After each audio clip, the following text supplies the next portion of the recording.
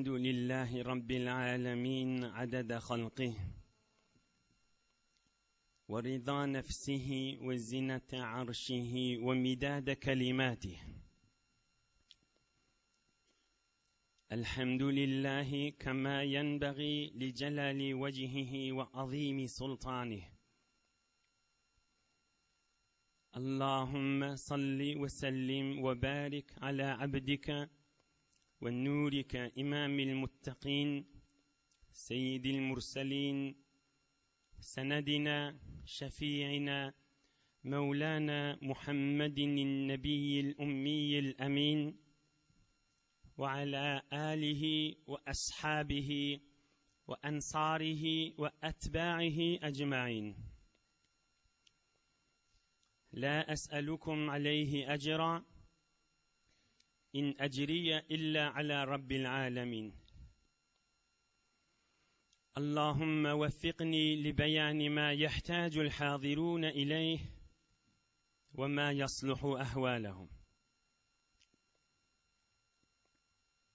بيك الله تبارك وتعالى طاعات إبادت لنذي صالح أمل لنذي خير دغال لنذي tamam ihsanat qovluqlarınızı soğuk giycelerde, kışın giycelerini Hak Resulullah aleyhissalatu vesselam'ın derman yaşayışı ve yaşayışından almalı dersleri eştersip mübarek celesage şirket etmeniz büyük Allah lütfu keremi bilen kabul edip de dininizi, dünyanızı, ahiretinizi abad etsin. Aziz vatanımızda amallık, emniyetlik yürep, iman, İslam yürep, ak mezhebimiz, akidamız yürep durmadan büyük Allah ayırmasın.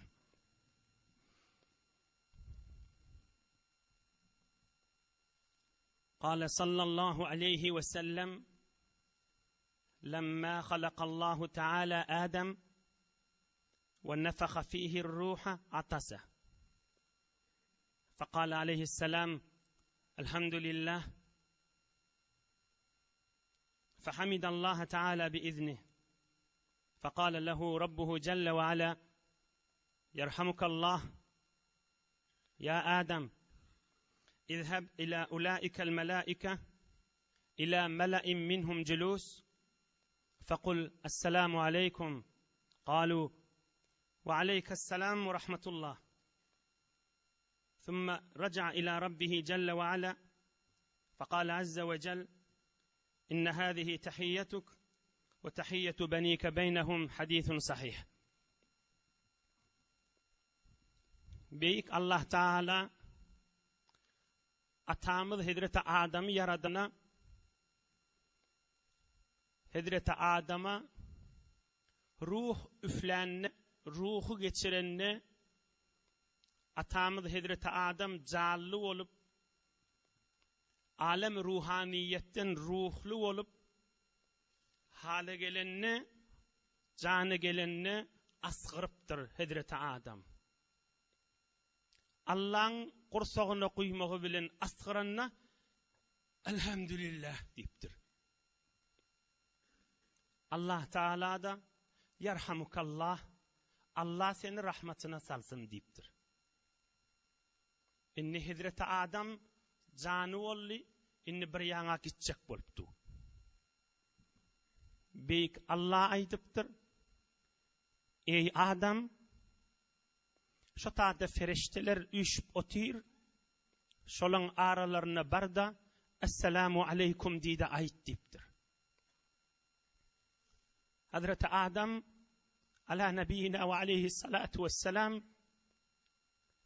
feriştelerin üşmülüğüne, üşüp oturan ferişteler, alem-i ruhaniyet, alem-i eşk, alem-i mehabbet, alem-i nur, alem-i zikrin içine feriştelere varıp Hazreti Adem Allah'ın diyenini edip Esselamu aleykum deyiptir.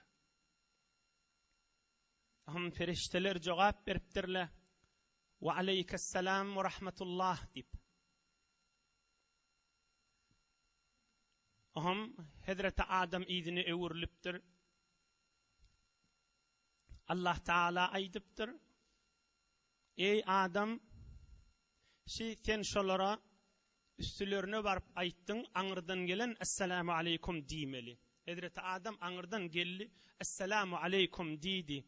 Sen assalamu aleykum diýeniň we eşten adamlaňda we aleykesselam we rahmetullah diýmegi sen ewlatlaň, sen neslinde tahiyyat, salamlaşmak, biri-birine sataşanna yürümeli ýolşudur diýipdir. Sahih-ul Buhari'da, Sünen-i Tirmizi'de we beýleki sihahlarda gelen mübarek hadis Resulullah aleyhisselam'ın derman aýdan sözü. Salamlaşmak edebi, salamlaşmak pesperçilik, salamlaşmak nur, salamlaşmak Allah'ın adını yerin yüzüne yaymak, salamlaşmak bir izzet, salamlaşıp durallan özüne de bir nur, daşından gözleyeni de bir qowçılığı bar bir nimettir.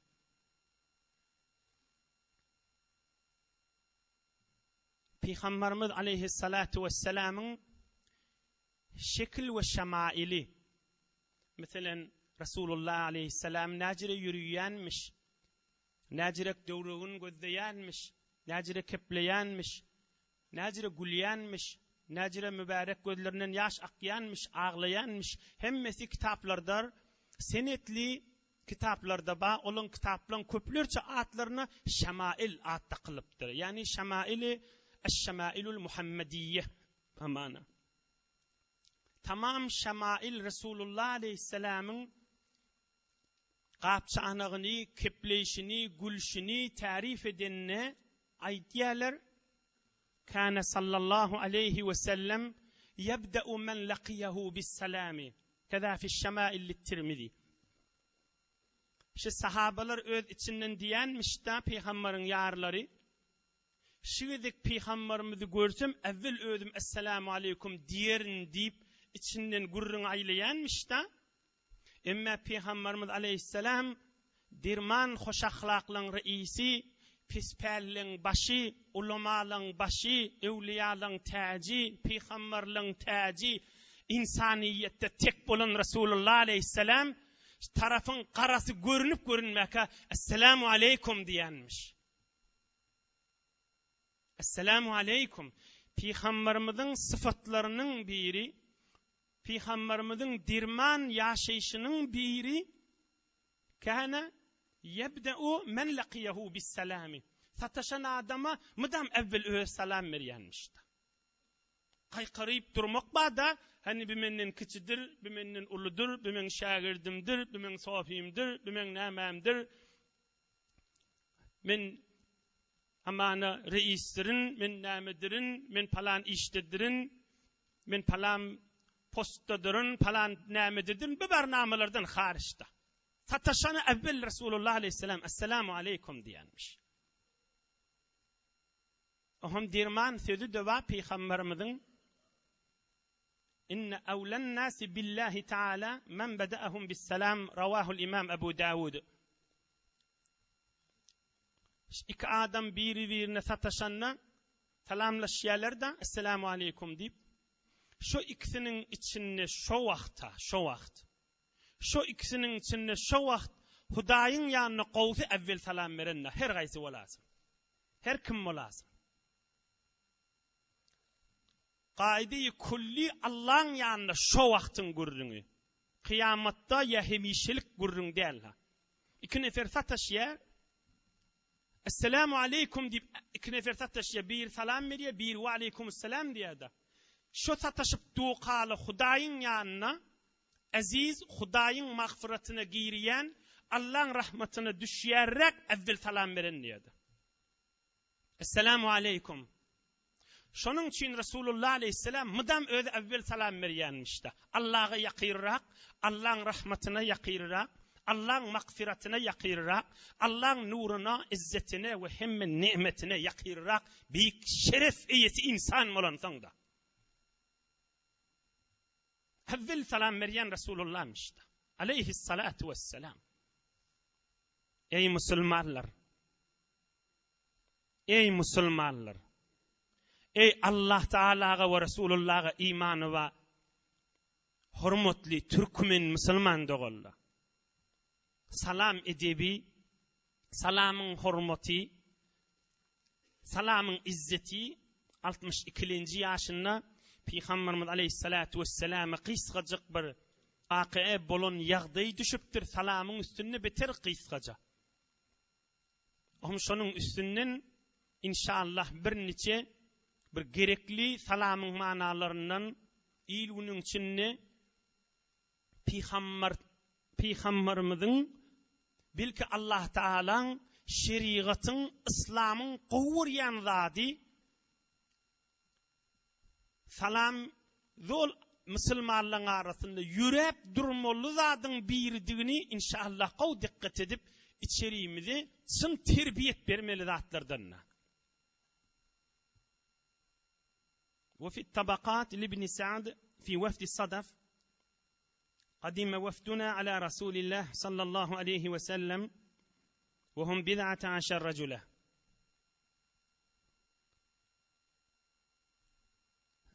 Sadaf diyen taifa Araplan bir taifası Suudi bölükten daşanrak anırraktaki Araplardanmış. Ol Umman Urdun'un bölüklerini 15-16 nefer olup ol Müslüman bolup bari Medine-i Münevvere'ye Hak Resulullah Aleyhissalatu vesselam'ın mübarek huzuruna kollaşmana geliptirler. Gen evin maşlar bilen Medine-i Münevvere'ye giriptirler. Şu vakti Resulullah Aleyhissalatu vesselam fesadefu Resulullah sallallahu aleyhi ve sellem fîmâ beyne beytihi ve beynel minber.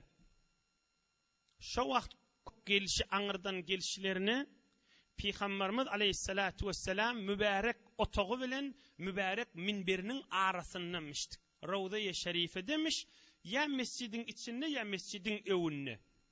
Beherhal Peygamberimiz şu muğa mübarek otağı bilen mübarek minberinin arasındanmış. On bir gelin kerven 15-16 nefer olup Peygamberimizi görüp hemmesi çıkıp düşüp oturuptırlar edip bilce ol.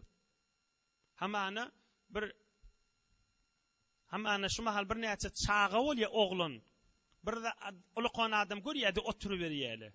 Salam de vermeyeli, ahval porsi de etmeyeli, hal ahvalla sorameyeli. Eyni şocura oluptırlar. Peygamberimizi görüp oturattırlar. Kale sallallahu aleyhi ve sellem Müslümune entum. Peygamberimiz aleyhisselam dislab aydan kefşi oluptur. Müslüman mı sizdiptir? Şıtak gelmekaniz odul iman kelimesine aydan adam mı sizdiptir? Ya inni İslam'dan soramana gelip inni Müslüman olmana geliniz mi diydiği da? Müslüman mı sizdiptir? Ohum olur biz Müslüman ya Resulallah diptir. Ohum Peygamberimiz aydiptir. Fehalla sellemtum han salamınız diptir. Salam verseniz olmuyor mu diptir. Mesela şu mahal bizim zihnimizde bir zat geliyor da şula o taze Müslüman salam bilmeyenmiştikler hikmetik ne makam delili ne makam Resulullah Aleyhisselam şulara şıcırı katayı diyer cevabışı şula Müslüman bulunna salami öğrenmeli öğrenendirlerden şula icra etmeli olur. Yani şu adamlara kim İslam elten olsa hükmen salam öğrenir deyip Resulullah Aleyhisselam o da terbiyet bir koyveriyor da. Müslüman salamlı olmalı. Müslüman terbiyet salamın içinde olmalı. Müslüman mısınız deyiptir. Hava Müslüman hen salamınız deyiptir. Ohum dirru yuqori qalaqana Esselamu aleyke eyyuhan nebiyyü ve rahmetullahi ve berekatuh deyip salam ettirler. Ohum Peygamberimiz Aleyhisselam da ve aleykumusselam oturun yerde oturun deyiptir. Ohum oturupdyrlar. Ohum hak Resulullah aleyhisselam'dan kan mesail sorapdyrlar. Hususan ulqon mesailleri namazın wagtlarından sorapdyrlar. Ine bir tarihta tamam tarih kitaplarda şahitde gelipdir. Şu taifa sadaf taifan gurrunu salamın üstünnek. Ine bir neçe edipler şu gurrunun hurmatına inşallah salamın üstünde yang deslap mukaddemede aytdım. Hazreti Adam hadir yere inmeka feriştelin arasında bulan Allah'ın öwreden edebindendir. İnne raculen sa'ala Rasulullah sallallahu aleyhi ve sellem eyyul İslami hayr? Kâle sallallahu aleyhi ve sellem tut'imut ta'am ve tuqri'us selam ala men arafte ve men lem ta'rif. Hadisun sahih ravahul İmamul Bukhari ve Muslim. Bir adam Peygamberimiz aleyhissalatu vesselam'dan soraptır. İslam'da qowy ahlaklardan näme zat bar dip. Bir musulman adam qowy adam aýtby, tüs musulman aýtby diýdirýän zat näme diýipdir. Peygamberimiz aleyhissalam aýdypdyr. Sadaka vermek garip kasara, biride salam vermek tanıyan adamına ve tanımayan adamına. Evinden çıkıp kök gelse Esselamu aleykum diyemek. Tanıyan adamına ve tanımayan adamına. Peygamberimizin akav veriyen dadışı. Tanıyan adamına ve tanımayan adamına. Ve bir tovar adam salamını almaya inşallah onun cevabını aydırın. Bir tovar yerlerde taraf bir dini mıdan dille giriyen adam inşallah alan cevabı gelir.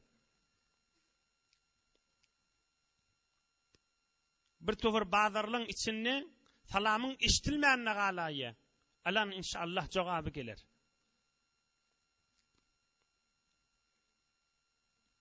İnne Tufayl kana ya'ti İbn Umar radıyallahu anhuma feyaghdu ma'ahu ila as-suq. Ahunjallar, mollajallar, sofujallar ya beyliki debirler, mudirler, beyliki bir adamlar ki adamların başka halkın gözünü görünyen ulqan adamlar işitmeli vurjunundan. Şima halka okuyacağım. Tada ahun molyan yaş cavan ahullar. Beyliki muhterem yaşullar. Bir mahallede silanayan, ağzı gözlülyen ya öz yaşı olu qorrağı adam. Hazreti Ömer'in oğlu öz zamanına katı bir silanayan adammış. Tufayl bir adam bilay diye men Hazreti Ömer'in oğlunun yanına baramda gelveri gör bazara gideyli vaydardı diye. Lem yamurra İbn Umar ala sakat wala sahibi bey' wala miskin wala ahad illa sallama aleyh. Ohum şi piyada ya eşekilce ya atılca ya diyeli şıbariyen yerinden o nokta satıp duran, oloqonda satıp duran, garip, hor, pulli, pulsuz adam kök gelse Esselamu aleykum ve rahmetullah deyip dengesinden geçişiydi. Ohum bir gün Hazreti Ömer'in oğlunun yanına geldim. Festetba'ni ila suq. Yür bazara gideyli bir yanımdan geldiydi bana. Ohum men aytdım ma tasna'u fi suq. Men aytdım sen ki bazara gitdiyan ne muamele etdiyan? Ne bir kıymet sorayan? Ne bazarda oturulyan yerlerde oturuyan? Ne bazarda geçip bar yerleri gözleyen? Sen hiç sadedden akşodur şuna aylanıp kaytiyan? İclis bina ha huna netehaddes. Bazarda ne emişimiz var yağdap yürüp oturuyla ştadı gurrun edarsa didim diye. Sen bir bazarça adam da ki didim. Ohum Hazreti Ömer'in oğlu cevap verdi. Ya Aba Batın. إنما نغدو لأجل السلام نسلم على من لقينا كذا في الموطأ Ohum ol aýtdy, Resulullah'ın şeriat-ı İslami'nin süyün zadı va salam berýän men bazar öýdemdi. Yürüýtüp fakat İslam Müslümanlyň arasynda salam edip yürüýsünip zehmet çekip bazara gitip gelýän fakat gören adamma salam berjek bolup diýipdir. Halkyň sylayan adam sydaşy ýoksa durmalla halk maňa salam bersin diýip adamlary ulgu bolýanmışdyklar. Ulukon elinin gelmek bir İslam'a hizmet etmek taşı. Dinin bir söyleyen edebinin birini ilin arasında günlü günaşı yayyanmıştık da. Şimdi bir fikretten görün, bir yaşlı ya bir ulumalın biri ya bir ulukon yankı debirlerden, muallimlerden, mudirlerden kan adamların bir tanıyan bir muhterem adamları var da şollar bazarlarda, üçmeliklerde Esselamu Aleyküm deyip, kok gelse kollaşıp, kok gelmese kollaşman deniden geçip, kov salam berýän adamlar hemme kiş bilýändir ha. Palani we hewre salam alekli diýendirler. Hemmeňiz kov düşünýändirsiňiz. Şo jüre bolsa nagat awadan bolýar. 10 ýyl, 15 ýyl mundan nagat awadan ýaşullar wadi. Biri-birilen görşende Esselamu Aleyküm we rahmetullah. Allahumme salli ala Muhammed deyip edip bilen bir daşından gözleýände adam ýüregi keyif ederdi. O özlerinin yüreklerinin jaýlaşyp keyif etýänlikleri dursun, daşından gözleýände adam şoluň bir nurundan, şoluň üstüne ýagýan bir keyifçilikden gözleýän adam lezzet alardy, keyif ederdi. Ya öz öýüň içinde, öz mahalleňde Esselamu Aleyküm. Esselamu Aleyküm ve rahmetullah. Esselamu Aleyküm ve rahmetullahi ve berekatuh. Ettehiyatun içindek. Yok da salam namazdaki salam. Esselamu Aleyküm ve rahmetullah. Yok da Esselamu Aleyküm. Yoksa da hi olmasa Esselam. Hi olmasa salam. İn berti salam. İn berti şona itqalmalı bolar ahim. Aydiyan zadını özden.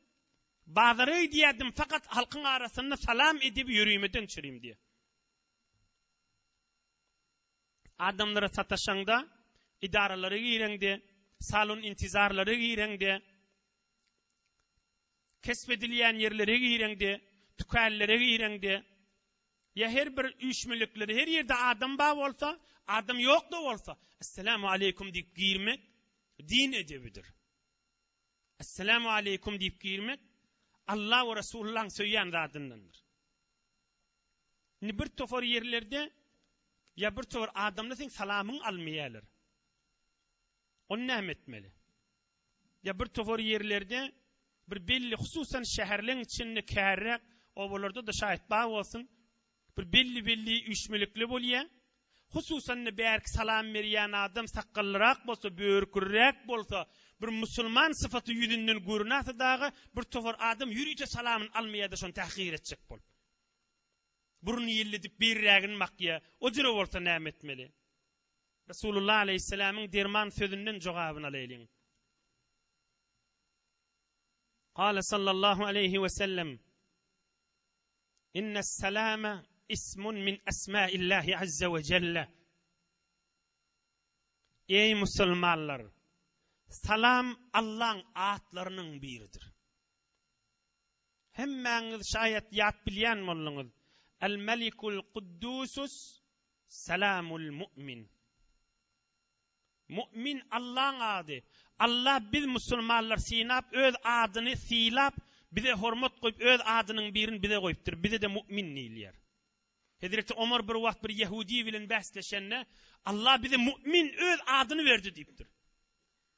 Bize mu'min diýilýär diýipdir. Allah'ın adı. Mu'minlerin arasında yine bir adyny koyupdyr. O da näme? Esselam. Resulullah aleyhisselam aýdypdyr. İnnesselam ismun min esmaillahi azza ve celle. Hudaýyň adydyr salam diýipdir. Wada'ahu fil ardi fa'afshuhu beynekum. Allah şona yerde koydu. Ey musulmanlar, siz şonu yayradın diýipdir. Resulullah bize emretipdir. Ey cemaat, Resulullah bize emretipdir. Baş üstüne. Canımız, malımız içeriğimiz bilen bile, enatamız bilen bile, mülkümüz, vücudumuz bilen bile fedası olsun Resulullah canın. Aleyhissalatu vesselam. Bize Resulullah emrettir. Fe'afşuhu beynekum. Salamı yayradın aranızda deyiptir. Esselamu aleykum. Esselamu aleykum. فإن الرجل إذا سلم على القوم فردوا عليه كان له عليهم فضل درجة. Sen salam versen onlar da valeyk deyse, valeykumusselam deyse, ya her çirek qaw salamın jogabyn berseler, yine sen salam verdin da sana artykmaz togap bolor. Sen on yadyna sallın valeyk diýmeni sen başladın. Fe illem yaruddu aleyh radda aleyhim men huwa hayrun minhu ve atyab. Ravahul Bukhari fil edebil mufrad. Salamın almasa näme? Qyyn verme diýipdir Peygamberimiz. Şol adamdan gowrak, şol adamdan arastarak fereşteler sana we aleyhisselam diýeli diýipdir. Salamın almaýamy? Şondan gowrak, şondan atyap temizrek, arastarak adam, arastarak mahluk ba. Fereşteler sana jogabyň berýäler. Ve aleykumusselam diýip. Ve aleykumusselam diýip. İslam terbiyeti, Allah'ın terbiyetidir salam yürüymek. Yani adamların arasında ay biri hala hvallar da deyip sağman geçmeli gurrun değil abi. Resulullah Aleyhisselam'ın ehemmiyet beren zadi. Fikrini ağırdan zadi. Terbiyet beren zadi. Açıklap aydan zadi.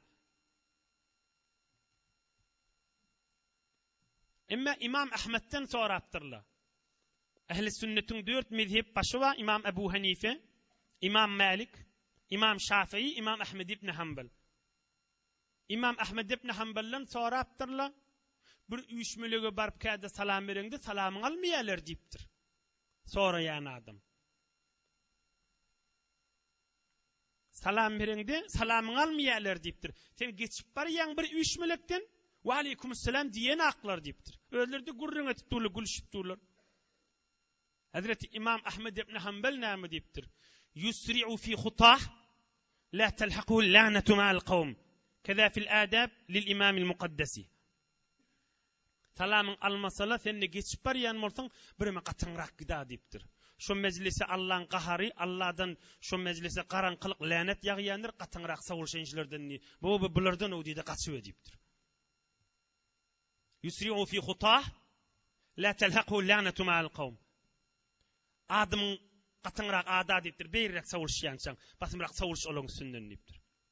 Yok, salon intizar bir gözleşip oturmaly yer bolsa, otur ýüregiň başga ýaňa ber, olaň içine berme. Zikir etde otur, salawat, Kur'an, hulasy ýüregiň başga ýaňa bermeli.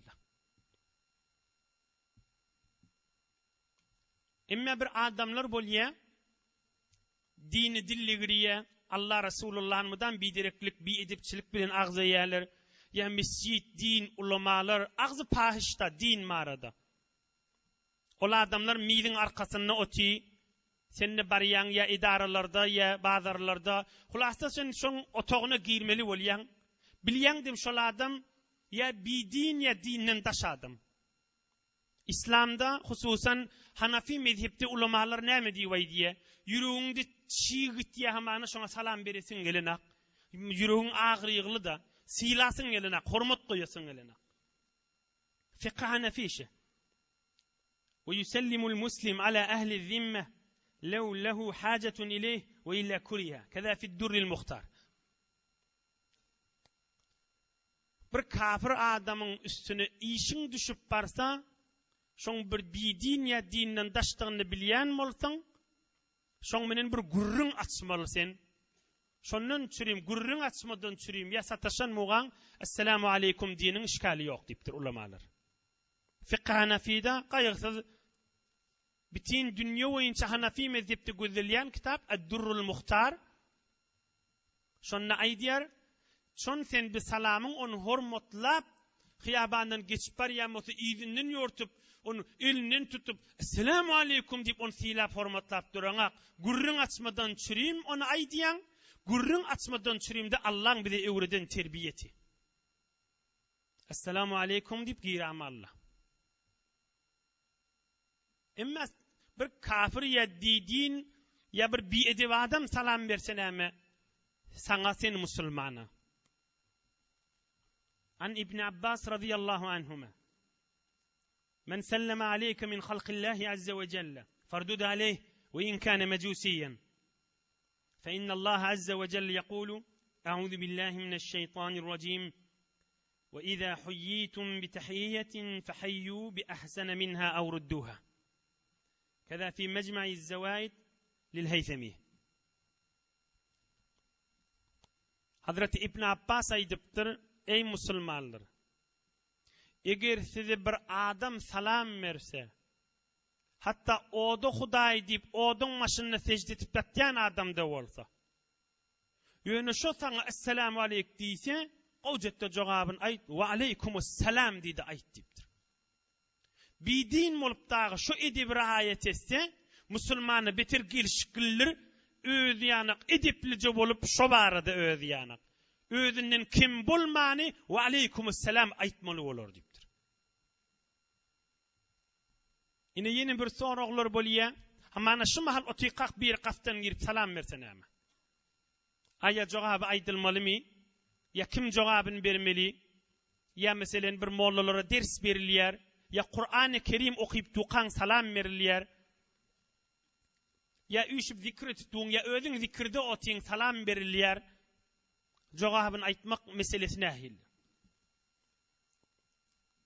حكي عن الشيخ الإمام الجليل أبي بكر محمد بن الفضل البخاري رضي الله عنه من جلس لتعليم تلامذته فدخل إليه داخل وسلم وسعه ألا يرد، وكذلك في من جلس للذكر أي ذكر كان فدخل إليه داخل وسلم وسعه ألا يرد، كذا في المحيط البرهاني.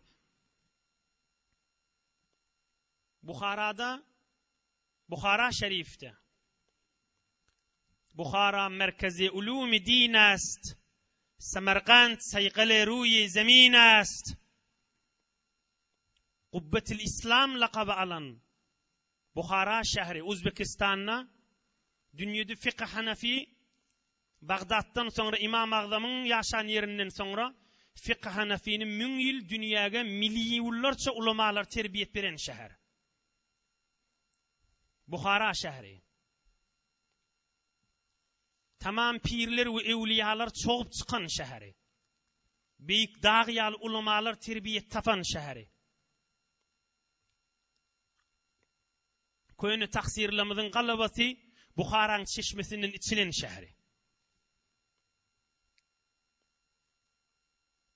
1100 yıl mundan ozal Bukhara'da fiqh Hanefi ilim okudulyan wagtynda büyük alınmamış. Muhammed ibn Fazl Bukhari dip. Ondan soralypdyr, bir adam mollalarına ders berip biren bolsa, aňyrdan otaga birge laqana assalamu aleykum diýse, näme etmelipdir? Ol beýik alim jogap beripdir, wasi'ahu alla yarudda. Wa aleykumussalam diýmenjik dersin beriversin diýipdir. Boyunna lazım däl diýipdir. On boyunna sünnet däl diýipdir. Jogabyny aýtmak, oturup dersin beriversin diýipdir. Bir adam Kur'an-ı Kerim okuyup duran bolsa, İmam Azam Ebu Hanife'nin şagirdleri aýdypdyr, innehu yamdi ala qiraatihi ve la yeşgalu qalbehu kema la yeşgalu lisanehu. Kur'an okuyup duran aňyrdan biri gelip salam berýär. Fiqh Hanefi'de bir tövür ulamalar aýdýar, Kur'an-ı Kerim'in kesmenjik içinden ve aleyhisselam aylap Kur'an'ın okuyup vermeli diye. Ama İmam Azam'ın bir tövür şagirdleri aýdypdyr, İmam Muhammed dagy, içinden ne salam ve aleyk diýmesen bolar, Kur'an'ın okuyup edipdir. Ýöne köplerçe ulamalar, büyük insanlar Kur'an okuyup bir ýaňa ýetirenni Kur'an-ı Kerim'i edip bilen saklap, oham yüzünü gözläp ve aleyhisselam diýerler. Ya ulamalar mollalarına ders berip duran bolsa, dersin kesmäni gurrun bir ýaňa ýetirenni gurrun kesip oham yüzünü gözläp ve aleykumussalam diýerler. İnşallah bi in qawty bihili bolar. Ya mescitde otyň namazy qamady gözleşip tekbiri gözleşipdiň. Ya azany gözleşipdiň. Hulasa namaz gözleşipdin. Mescitte oturulýa da ta tekbir aýdylýança. Gaftan giren assalamu aleykum diýip giýýär. Aýa jogap bermek lazymmy? Wasi'ahum alla yujibuh. Keza fi alam giriye. İçinden ve aleykümselam diýseň de bolar. Ýok, öz tesbihiň menen, öz Kur'anyň menen, öz zikriň menen otursaň da boynuňa hiç bir günahkarçylyk bolmaz diýipdir. Ine bir de bir din terbiyetinden, din edebinden molla salamyň içinde. Yürüýti öz bir ýöne dünýe wurrun bolmasa, Kur'an-ı Kerim okuyup duran, zikredip duran, bir ýaňa ýetirip, oham salam bermese, ýöne şu duran ýerine boyunda lazım sünnetligi ýokdur. Ahirki meselesini aýdaýly, inşallah oham tamam eder. Bir adam musulman maşynyň içinde barýa, ýa piyada daşanrakdan barýa, el galdyrylýa biri-birine. Oň meselesine ahilli. Resulullah aleyhisselam bir derman söz aýdypdyr. Qala sallallahu aleyhi ve sellem: "La teşebbehu bil yehudi ve'n nasara. Fe inne teslimel yehud el işara bil isbi' ve teslimun nasara bil akuf." Rawahu Tirmizi. Peygamberimiz aleyhisselam aýdypdyr: "Kafirliň harakatyny çykarmaň, kafirliň agzyny ökenmäň" diýipdir. Hamana sen tukanyň içinde otyň, tarap hiyabandan geçip barýar. Ya sen hiyabandan geçip barýan tarap tukanyň içinde otýar. El galdyryp goýberme diýipdir. Kafirliň hallar diýipdir. Bir wagt tarafy kökezjek bolsaň da, sen sesiň ya eşitýär ya eşitmeýär. El galdyrsaň da, sesiň eşitse eşitmese assalamu aleykum el galdyranyň gapdandan aýtyp galmaly. Tarap ya maşynyň içinde, ya tukanyň içinde, ya şulukluk bazaryň içinde el galdyrsaň da, el galdyrylýar, sen salamyň eşitdim, men seni gördüm, men sana hormat goýýan diýilýärda, kafirleriň meňzemesizlik ýagdaý boljak bolsa, sen sesiň eşitmese de, Allah'ın adyny tutup assalamu aleykum diýip galmaly boljakda. Ya o tarap sana salam berenler diýip, doğduğunun gymyllaşynyň bilýäňdämi, elin galdyrsaň da we aleyhisselam diýamal tarap eşitmesin. Din wezifäňi öz sogabyň alyp galýaňda. Allah'ın adyny tutup galýaň. Hi bolman döwrüňde bir şeytan goýýaňda. Allah'ın ady tutulýar da assalam aýtmak bilen. Ine salam edebi, din terbiyeti musulmanlaryň arasynda, erhiliğin arasynda, doğun garnaşyň arasynda, mahalleň içinde, bazarlarda, medarislarda, idaralarda, tamam mecmuelerde, üýşmeliklerde, bazarlarda, bimarstallarda, her yerlerde bolsun. Musulmanlaryň ýaşap beren ýerine salam ýürüýmeli edebinden bolly. Allah Taala ýaşaýşyňyzy terbiyet edip iman abraydan dolu etsin inşallah. Bir alham üç kul huvallahu okuyaylin, ötellen ruhuna bahşedip ilgun vatanımıza da dua eder.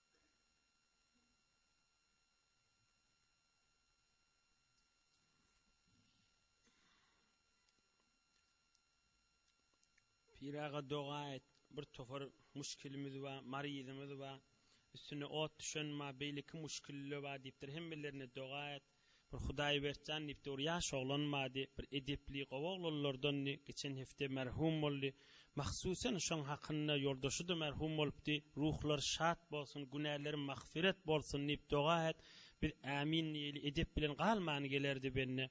34 ýaşynda Allah ruhun şad etsin, jaýyn cennet etsin, günahlerini mağfiret etsin canhuda. İlahi amin piraga. İlahi amin.